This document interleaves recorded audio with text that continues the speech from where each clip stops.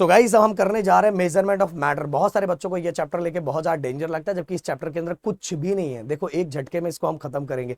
अगर आप चाहते हो कि ऐसे हम बाकी चैप्टर का लेते आते रहे तो नीचे कमेंट की बरसात कर दो कि हाँ सर चाहिए चाहिए चाहिए, पूरा जिद कर दो। डिस्क्रिप्शन में गाइस टेलीग्राम और साथ में हमारे ऐप का लिंक दिया हुआ है, एक को ज्वाइन कर लेना, दूसरे को डाउनलोड कर लेना। क्योंकि गाइस आपका रिएक्शन अगर सही रहा, अगर आप बहुत ज्यादा एक्साइटेड हो इन चीजों को लेके, तो ये सभी पीडीएफ हम आप तक जरूर पहुंचाएंगे। इस वीडियो का टारगेट लाइक मैं रखता हूं 500। अगर हर बच्चा 10-10 बच्चे तक भी भेजेगा तो गाइस कैसा आपका रिएक्शन मिलता है ना, तो काम करने में थोड़ा और ज्यादा मजा आता है, अच्छा लगता है कि बच्चे इतना ज्यादा प्यार दे रहे हैं। तो प्लीज वीडियो को अपने दोस्तों तक शेयर कर देना। Measurement of matter, measurement matter की अगर मैं पहले बात करूं सबसे पहले, तो गाइस सिंपल सा, थोड़ा मैं इसको बड़ा कर देता हूं। Law of conservation of matter, ये मोस्ट इंपॉर्टेंट पहला टॉपिक है।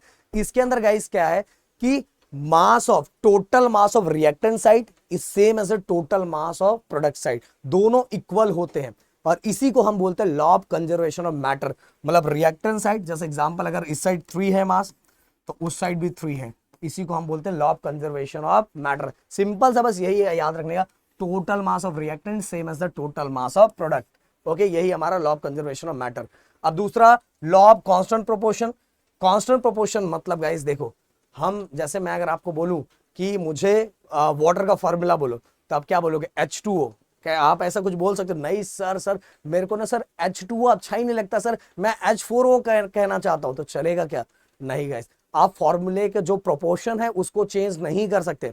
अगर आप घर में खाना बना रहे हो तो अगर इतना सा बना रहे हो तो इसके लिए जितना पानी का रिक्वायरमेंट है उतना ही डालना पड़ेगा। अब बना इतना रहे, उसके अंदर इतना पानी डाल दोगे तो प्रोपोर्शन गड़बड़ हो जाएगा। इसीलिए बोला जाता है कि अगर कोई भी कुछ भी हम कंपाउंड बना रहे हैं तो उसके अंदर हर चीजों का प्रोपोर्शन क्या होता है? फिक्स होता है। तो वही चीज यहां लिखा है, the proportion by mass of constituent element in a different sample of a compound is fixed. Okay, हर जितने भी डिफरेंट कंपाउंड है पर उनका प्रोपोर्शन क्या होता है? फिक्स होता है। जैसे एग्जांपल मैं लू वाटर, वाटर का एग्जांपल लू, अगर 9 ग्राम वाटर मैंने लिया है, 9 ग्राम वाटर लिया है, तो इसमें 1 ग्राम हाइड्रोजन होगा और 1 ग्राम हाइड्रोजन होगा और 8 ग्राम हमारा ऑक्सीजन होगा। इसका प्रोपोर्शन रहेगा हमेशा 1:8। आप कितना भी बढ़ाओ प्रोपोर्शन इसी में होना चाहिए। प्रोपोर्शन ये नहीं कि आपने हाइड्रोजन डबल कर दिया, ट्रिपल कर दिया, इससे ज्यादा, प्रोपोर्शन ऐसा ही होना चाहिए। अगर प्रोपोर्शन इससे गड़बड़ हुआ तो भाई वाटर नहीं कुछ और बन जाएगा, समझ में आया? एंड दूसरा कार्बन डाइऑक्साइड, अगर 44 ग्राम ऑफ कार्बन डाइऑक्साइड है तो इसके अंदर 12 ग्राम ऑफ कार्बन होना चाहिए एंड 32 ग्राम ऑफ ऑक्सीजन होना चाहिए, और इसका अगर रेशियो निकाले दोनों को डिवाइड करके 3:80 होना चाहिए। भाई आप कितना भी बढ़ाओ पर ये प्रोपोर्शन गड़बड़ नहीं होना चाहिए। अगर ये बढ़ा रहे हो, जैसे आप हाइड्रोजन बढ़ा रहे तो ऑक्सीजन आपको और बढ़ाना पड़ेगा, हाइड्रोजन बढ़ा रहे तो ऑक्सीजन और ज्यादा बढ़ाना चाहिए, क्योंकि प्रोपोर्शन गड़बड़ नहीं होना चाहिए, समझ में आए? तो इसीलिए इसमें जो प्रोपोर्शन होता है वो फिक्स होता है। अब चलते हैं अगले टॉपिक की तरफ, एटम के अंदर साइज, मास एंड वैलेंसी। बहुत सिंपल सा एग्जांपल है। देखो गाइस, अगर मैं ऐसा बोलूं, ऐसा बना दूं, अब मैं आप लोगों को बोलूं कि बताओ इसमें से सबसे बड़ा सर्कल कौन सा लग रहा है, अब बड़ा से बोलोगे सर ये सर्कल सबसे बड़ा है। सर कैसे? क्योंकि आपने इसका रेडियस बड़ा है और इसका रेडियस छोटा है। उसी तरह से गाइस, उसी तरह से एटम का भी जो साइज है, the size of atom is determined by its radius. मतलब एटम का साइज भी किससे डिटरमाइन किया जाता है? उसके रेडियस से डिटरमाइन किया जाता है। और गाइस सिंपल सी बात ये देखो कि कहां से कहां तक, ये देखो ये हमारा जो रेडियस है ये कहां से कहां तक होता है? ये हमारा न्यूक्लियन से लेके आउटर ऑर्बिट तक। ये देखो distance between nucleon to outer orbit, distance between nucleon to outer orbit. तो ये देखो distance between the nucleus of atom and outer most orbit, यहाँ उसी को रेडियस कहते हैं ना यार। अगर इसमें एक और मैं ज्वाइन कर दो तो आउटर मोस्ट ऑर्बिट ये हो गया, तो रेडियस यहां तक हो गया, न्यूक्लियस से लेके आउटर मोस्ट ऑर्बिट। इसके बाद गाइस एटॉमिक रेडियस को नैनोमीटर में एक्सप्रेस करते हैं, और ये कुछ कन्वर्जन है जो आपको याद रखना चाहिए। इसके बाद गाइस अब चलते हैं the mass of an atom. देखो सिंपल सी बात है, डेफिनेशन एटॉमिक मास का आता है, बस अगर ये आपने याद कर लिया ना, काम हो गया। The sum of proton and neutron in the nucleus of the atom, the sum of proton and neutron in the nucleus of the atom is called atomic mass number, is called atomic mass number. काम खत्म। Okay, और इसके बाद guys atomic mass को Dalton में, Dalton उसका unit है। और इसके बाद न्यूक्लियन किसको कहते हैं? न्यूक्लियन। प्रोटॉन और न्यूट्रॉन को हम एक साथ न्यूक्लियन कहते हैं। क्या कहते हैं? न्यूक्लियन। प्रोटॉन और न्यूट्रॉन को एक साथ हम क्या बोलेंगे? न्यूक्लियन। ये कभी कभार फिलिंग द ब्लैंक्स में आता है, तो वो चीजें मैंने बता दी। केमिकल सिंबल ऑफ एलिमेंट, देखो गाइस जब पहले आयुपेक नेमिंग नहीं था, मतलब आयुपेक नेमिंग तो अभी हुआ, बट पहले किस तरह से जो केमिकल जो एलिमेंट्स थे उन एलिमेंट का नामकरण किस तरह से किया जाता, उनको सिंबल किस तरह से दिया जाता था, वो कुछ एग्जाम्पल है जो मैं बताने वाला हूं। कि डाल्टन के जो केमिकल सिंबल थे, हाइड्रोजन को वो इस तरह से डिनोट करता था, कॉपर को वो इस तरह सी लिख के इस तरह से ऐसा इस तरह से डिनोट करता था तब। बट गाइस आगे जाके आईयूपीए के थ्रू अब सभी एलिमेंट को नाम दिया जाने लगा। आईयूपीए की फुल फॉर्म अगर बोलूं, आपको कभी कभार एग्जाम में आता है, international union and pure and applied chemistry. अब क्या करता है, हम जो भी एलिमेंट नए आते हैं वो इस सेंटर के पास जाता है और ये सेंटर डिसाइड करता है कि इसका नामकरण क्या रखना चाहिए। मतलब समझ लो ये भाई ये नामकरण करता है, अपन भी कोई एलिमेंट बनाएंगे ना तो इसके पास लेके जाना पड़ेगा। अब गाइस ये रूल के अकॉर्डिंग आईयूपीए की नेमिंग के अकॉर्डिंग किस तरह से नामकरण किया जाता है, मैं कुछ एग्जांपल ले लेता हूं। जैसे हाइड्रोजन का स्टार्टिंग एच होता है, एच लिखा। जैसे अभी नाइट्रोजन स्टार्टिंग क्या होता है, एन होता है। तो मतलब कहने का मतलब जो उसका नाम है उसका स्टार्टिंग का जो पहला लेटर है वो कैपिटल में उसका सिंबल होता है। नाइट्रोजन देखो लिखा। बट अगर मान लो हीलियम का भी किससे, एच से ही स्टार्ट होता है ना, तो हाइड्रोजन भी एच, हीलियम भी एच, ये तो गड़बड़ हो जाएगा ना। तो ऐसा नहीं, अगर एक नाम यूज हो चुका है तो अगर एक और उसी से आ रहा है तो उसके आगे वाला स्पेलिंग हम लोग लेते हैं तो एच ही। तो पहला कैपिटल होगा, दूसरा स्मॉल होगा। तो हम सिंबल किस तरह से लेते हैं, हमेशा कैपिटल में लिखते हैं। और कैपिटल में अगर वही सेम वही यूज हो रहा है, वही अल्फाबेट सेम यूज हो रहा है तो उसके आगे वाला अल्फाबेट हम लेते हैं। बट वो कैसे लिखा जाता है, स्मॉल में लिखा जाता है। तो ये सभी रूल है, ओके रूल है, ये रूल मैंने यहाँ लिख के दिए हुए हैं। इसके बाद guys molecules of element and compound. देखो हीलियम मोनोएटॉमिक है, अभी मैंने बताया। मोनोएटॉमिक क्यों है गाइस, सिंपल सी बात है, वो किसी से लेता नहीं है, किसी को देता भी नहीं है, स्टेबल। इसको जीरो ग्रुप भी बोलते हैं। ये 10th स्टैंडर्ड में आओगे तो और डिटेल में आपको बताऊंगा। ऑक्सीजन एंड नाइट्रोजन, ये देखो ऐसे ही देखोगे,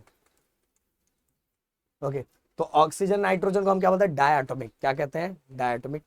अब molecules of element and compound, जो उसका यूनिट होता है डाल्टन होता है, ये मैंने आपको अभी बता दिया। इसके बाद गाइस एग्जाम में ना अपने को मॉलिक्यूलर फॉर्म मतलब मॉलिक्यूलर मास फाइंड करने के लिए आता है। क्या आता है, मॉलिक्यूलर मास। और मॉलिक्यूलर मास के लिए ना ये आपको एटॉमिक मास याद होना चाहिए। ये एटॉमिक मास, इतना एटॉमिक मास याद रहेगा। और ये जो दिया हुआ है ना इसी में से कोई ना कोई एग्जाम में आने वाला है। तो मैं एक यहाँ निकाल के दिखा देता हूँ जिससे आपको समझ में आए। देखो बहुत सारे जगहों पे एटॉमिक मास एग्जाम में दिया रहता है। बट कुछ जगहों पे टीचर बोलते नहीं हमारा स्टूडेंट टैलेंटेड है, वो अपने से याद करेगा। तो बहुत सारी जगहों पे नहीं दिया रहता है। तो भाई मैं तो बोलूंगा देखो एक सिंपल सा तरीका है। ऑक्सीजन का एटॉमिक नंबर 8 होता है, तो एटॉमिक मास कितना हो जाएगा, 16 हो जाएगा। जैसे नाइट्रोजन का एटॉमिक नंबर ऐसे कंसीडर कर सकते हैं, रोल नंबर, एटॉमिक नंबर 7 होता है, तो बस उसको डबल कर दो, वो हो जाए उसका एटॉमिक मास। पर जैसे भी जैसे कार्बन का 6 होता है, एटॉमिक नंबर 6 होता है, मास को क्या कर दो, डबल कर दो। तो बस मतलब आप जिस तरह से भी सोच सकते हो, समझ सकते हो, उस तरह से आपको करना है। और वैसे तो जो मैं एक्सरसाइज करवाऊंगा तो और बहुत सारे क्वेश्चन करवाने वालों की, क्योंकि एक्सरसाइज में भी बहुत सारे क्वेश्चन है। बट अभी के लिए एक मैं साथ में करवा देता हूँ जिससे आपको याद रहे। जैसे अभी NaCl हम ले लेते हैं, पहला ही है NaCl। इसका हमें मॉलिक्यूलर मास निकालने के लिए बोला, मॉलिक्यूलर मास। तो देखो सोडियम का कितना है, 23। और प्लस क्लोरीन का कितना है, क्लोरीन ये देखो 35.5। तो गाइस बस प्लस कर दो, ये 5 3 8 हो गया, 3 2 कितना हो गया, 5 हो गया, ये हो गया, आराम से निकाल दिया। कौन सी बहुत बड़ी चीज है गाइस। और चलो एक और कोई निकालना है, चलो एक और निकाल लेते हैं हम लोग। बस आपको ये याद होना चाहिए, बस याद रखो MgCl2, ओके। MgCl2 का निकालने के लिए बोला। अब देखो Mg 24, ये देखो एटॉमिक मास, प्लस क्लोरीन 2 दिया हुआ था। 2 से हमें क्या, क्लोरीन का जो भी होगा उसको 2 से मल्टीप्लाई करना पड़ेगा। क्लोरीन के 2 को हमें मल्टीप्लाई करना पड़ेगा। ये देखो 35.5 है, पर 2 से मल्टीप्लाई करना पड़ेगा, क्योंकि यहाँ क्लोरीन 2 लिखा हुआ है तो हमें 2 से मल्टीप्लाई करना पड़ेगा। 35.5, ये देखो 24 प्लस। अब गाइस सिंपल सी बात है, देखो 35 को 2 से मल्टीप्लाई करो 70 हो जाता है, और उसमें 0.5 और ऐड कर दो तो 71 हो जाएगा। समझ में आ गया। आप कैसे भी कैलकुलेट कर सकते हो, उसका टेंशन नहीं। 4 और 1 5, 7 8 9 95 हो गया। समझ में इतना अच्छी तरीके से, मतलब कोई टेंशन ही नहीं है भाई। बहुत सारे बच्चे इसको लेकर टेंशन लेते हैं, कुछ नहीं। देखो क्लोरीन का पहले लिख दो, फिर ऑक्सीजन का, फिर इसके बाद हाइड्रोजन का भी है ऐसा। ये देखो 2 है तो 2 से बस ऑक्सीजन के एटॉमिक मास को मल्टीप्लाई करो एंड हाइड्रोजन को भी 2 से मल्टीप्लाई करो और सबको प्लस कर दो, आपका आंसर आ जाएगा। बाकी मैं एक्सरसाइज के क्वेश्चन में करवाने वाला हूं तो बिल्कुल टेंशन लेने वाली बात नहीं है। अब चलते हैं आगे। मोल, मोल को ना गाइस समझने के लिए ना आप इस पे आ जाओ, ये ज्यादा अच्छी तरीके से आपको समझेगा। ये इससे आपका ना 2 काम हो जाएगा, आपका फॉर्मूला भी याद हो जाएगा और साथ में आप आराम से सॉल्व भी कर सकते हो। देखो number of mole of a substance, mass of a substance, number of mole, ऐसा mole of a substance is defined as it is the ratio of mass of a substance in a gram to molecular mass of a substance. इसको हम solve भी करेंगे, question करने वाले हम। मास of a substance मतलब जो सब्सटेंस हमें दिया हुआ है वो ग्राम में दिया रहेगा और साथ में उसका मॉलिक्यूलर मास, जो अभी हमने मॉलिक्यूलर मास निकाला, अभी मॉलिक्यूलर मास हमने निकाला, तो हमें सब्सटेंस ग्राम में और उसको किससे डिवाइड करना है, उसके मॉलिक्यूलर मास। जब हम ये दोनों डिवाइड करेंगे तो हमें पता चल जाएगा कि जो भी सब्सटेंस दिया हुआ उसमें नंबर ऑफ मोल कितना है। नंबर ऑफ मोल जैसे ही पता चला उसको एवोगाड्रो नंबर से मल्टीप्लाई कर देंगे तो हमें पता चल जाएगा भाई इसमें नंबर ऑफ मॉलिक्यूल्स कितने हैं। समझ में आए? तो ये वाला याद कर लोगे आपका काम हो जाएगा। मोल का डेफिनेशन है तो नंबर ऑफ सब्सटेंस, बस स्टेटमेंट खुद से बनाना कि mole is defined as mass of a substance, it is a ratio mass of substance in a gram to molecular mass of a substance. इससे आपका डेफिनेशन भी हो जाएगा और डेफिनेशन के साथ ही गाइस आपका फॉर्मूला भी हो जाएगा। तो चलो अब उस पे आ जाते हैं हम लोग। ये देखो एवोगाड्रो नंबर, पहले एवोगाड्रो नंबर के बारे में समझ लेते हैं कि एवोगाड्रो बाबा ये कहते थे कि नंबर ऑफ मॉलिक्यूल्स इन अ 1 मोल, एक मोल के अंदर नंबर ऑफ मॉलिक्यूल्स फिक्स है, कांस्टेंट है, एकदम कांस्टेंट है, और इसी कांस्टेंट को हम क्या बोलते थे, एवोगाड्रो नंबर, और इसको डिनोट किया जाता है एन ऑफ, और बेस में ए लिखा रहता है। और एवोगाड्रो नंबर कितना होता है 6.022 इंटू 10⁻23, ओके, इंटू 10⁻23, इतना। समझ में? एवोगाड्रो नंबर की वैल्यू ये है। अब साथ में गाइस एक चीज और मैं यहां आपको बता देना चाहता हूं जो आपके दिमाग में नहीं, चलो ये तो मैं यहां सॉल्व ही करवा दूंगा।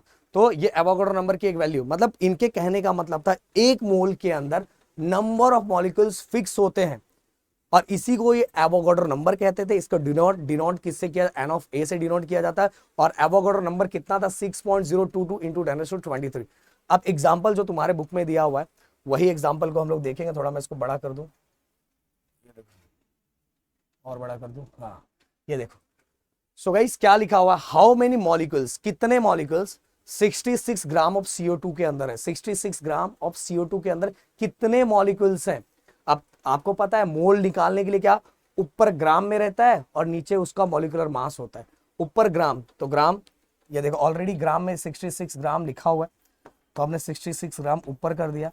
और इसी के मॉलिक्यूलर मास कैसे निकालते हैं, ये देखो ऐसे ही निकालते थे ना हम लोग। कार्बन का 6 एटॉमिक नंबर होता है, 6 एटॉमिक नंबर होता है, पर एटॉमिक मास कितना होता है 12 प्लस 2 इंटू। ऑक्सीजन का एटॉमिक नंबर 8 होता है पर एटॉमिक मास कितना होता है 16 होता है, 16। ये देखो अब बस इसको प्लस कर दो, 16 2 जा 32 एंड 2 2 4 3 एंड 4 44। तो जो हमें दिया हुआ है वो ग्राम में होना चाहिए और जो मास ऑफ CO2 इन ग्राम, उसको डिवाइड किससे करेंगे, मॉलिक्यूलर मास ऑफ CO2। तो मॉलिक्यूलर मास हमने निकाला 44। बस भाई ये दोनों को डिवाइड करो, आपका आंसर आ गया। इसको डिवाइड करते हैं हम लोग, 11 6 जा 11 4 जा, फिर से 2 2 जा 4 2 3 जा 6। अब अगर मैं इसको और डिवाइड करूं 3/2 तो ये हो जाएगा 1.5। तो नंबर ऑफ मोल कितना आ गया 1.5, नंबर ऑफ मोल 1.5 आ गया। बट दोस्तों अपने को नंबर ऑफ मोल थोड़ी फाइंड करना था, अपने को ये फाइंड करना था कितने मॉलिक्यूल्स प्रेजेंट है, कितने मॉलिक्यूल्स प्रेजेंट है। तो सर ने अभी बताया, अगर मैं इसको थोड़ा और छोटा करूं, अब शायद आपको दिख रहा होगा, सर ने अभी बताया था कि जब भी हमें नंबर ऑफ मॉलिक्यूल्स फाइंड करना रहता है सबसे पहले हम लोग नंबर ऑफ मोल निकालते हैं और नंबर ऑफ मोल निकलने के बाद जितना भी नंबर ऑफ मोल आया उसको एवोगाड्रो नंबर से क्या करेंगे, मल्टीप्लाई। 6.022 इंटू 10⁻23 मल्टीप्लाई कर देंगे। अब चलो मल्टीप्लाई करते हैं, देखो 15 2 जा 30, 15 2 जा 30 एंड 33, देन 0 फिर 3 है, 15 6 जा 90। अब देखो डेसिमल कितने के बाद लगा, 1 2 3 4, 1 2 3 4, ये हो गया। 9.0330 इंटू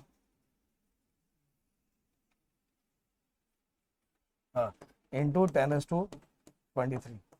ओके, ये आ गया। नंबर ऑफ मॉलिक्यूल्स आ गए, नंबर ऑफ मॉलिक्यूल्स हमने निकाल दिया बहुत आराम से। देखो इस एक ही सिंपल सा तरीका प्रदीप सर ने बताया कि सबसे पहले मोल निकालो और मोल को एवोगाड्रो नंबर से मल्टीप्लाई कर दो, और एवोगाड्रो नंबर से जैसे ही मल्टीप्लाई करोगे तो हमें मिल जाएगा कि नंबर ऑफ मॉलिक्यूल्स उसके अंदर जो भी हमें कंपाउंड दिया हुआ है उस कंपाउंड के अंदर नंबर ऑफ मॉलिक्यूल्स कितने प्रेजेंट है। हो गया। अब चलो आगे चलते हैं वैलेंसी। देखो गाइस, वैलेंसी का मतलब ये होता है the capacity of element to combine is called valency. मैं एग्जांपल लेके समझाऊंगा जिससे आपको समझेगा थोड़ा। जैसे अभी यहाँ एग्जांपल इन्होंने दिया नहीं है, नहीं दिया, एक बार फिर मुझे बुक पे आना पड़ेगा। बुक पे मैं आपको दिखा देना चाहता हूँ। जैसे देखो, मैं वैलेंसी के लिए एक स्पेशल वीडियो बनाना चाहता हूँ, अगर आप लोग की मांग होगी तो। अगर आप लोग की मांग होगी, हाँ सर वैलेंसी से रिलेटेड एक वीडियो बनाओ, जो मैं बहुत सिंपल तरीके से बता सकता हूँ। हाँ ये देखो, हाँ इसको देखो। इस एक चीज दिमाग में ऐसा रख लेना, ये समझने के लिए बहुत ज्यादा आसान है जिससे आप समझ पाओगे। देखो इस याद रखो कि अगर एक ऑर्बिट है तो उसको स्टेबल होने के लिए हमेशा 2 इलेक्ट्रॉन चाहिए, और एक से ज्यादा ऑर्बिट है तो हर में, खुद के समझने के लिए मैं समझा रहा हूं, खुद को ऐसा एक आसानी तरीके से समझ सकते हो कि एक ऑर्बिट अगर एक ही, जैसे हाइड्रोजन, हाइड्रोजन का एक ही ऑर्बिट होता है तो उसमें 1 इलेक्ट्रॉन है, बट उसमें 1 इलेक्ट्रॉन और चाहिए।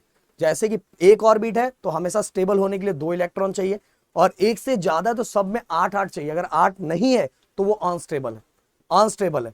तो गाइस, जितना वो अपने को स्टेबल करने के लिए जितना लूज करता है या जितना गेन करता है, वो होता है उसकी वैलेंसी।